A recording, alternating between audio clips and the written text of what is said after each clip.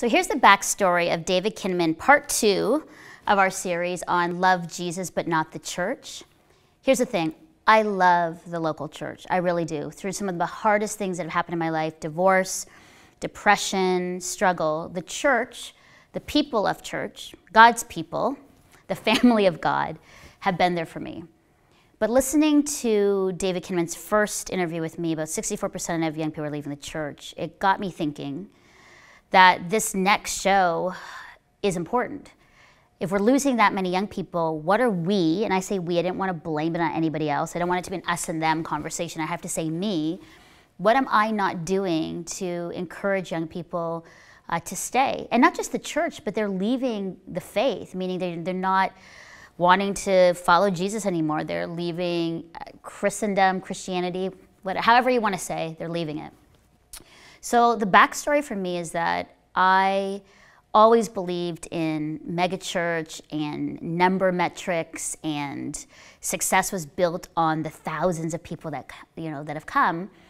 And what was interesting in this study that David Kinnaman did, that young people actually want intimacy, that they're struggling, that we are forfeiting meaningful relationships and helping them know Jesus intimately basically because we're pursuing the success of numbers and the slickness of megachurch and brand Jesus and the hype.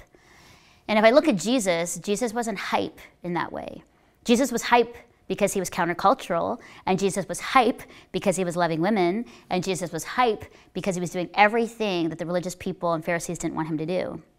But it wasn't hype for the sake of numbers and being the most popular and getting the most likes on Instagram. So the backstory is this show is needed for me as I navigate church, as I'm part of the church world and ministry world.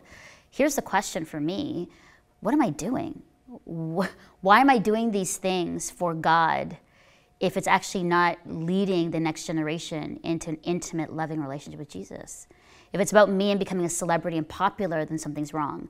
If it's about me being a part of an organization that just wants more likes and to be the best and most known in the world, but there's no love and there's no connection in helping people get to know Jesus intimately, then there's something wrong. That's the honest truth. That's how I feel. So I think with this show, it was good. Again, like I said in the first, the backstory is that it's one that I'm learning through, I'm deeply convicted by, and the church, myself, needs to course correct.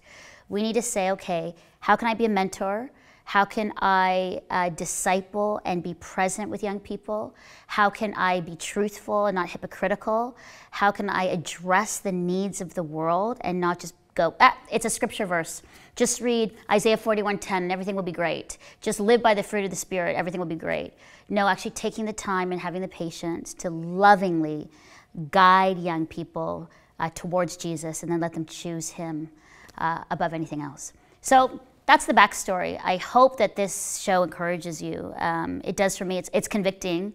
It's hard to watch because a lot of us are in megachurch, or a lot of us are pursuing those things within church.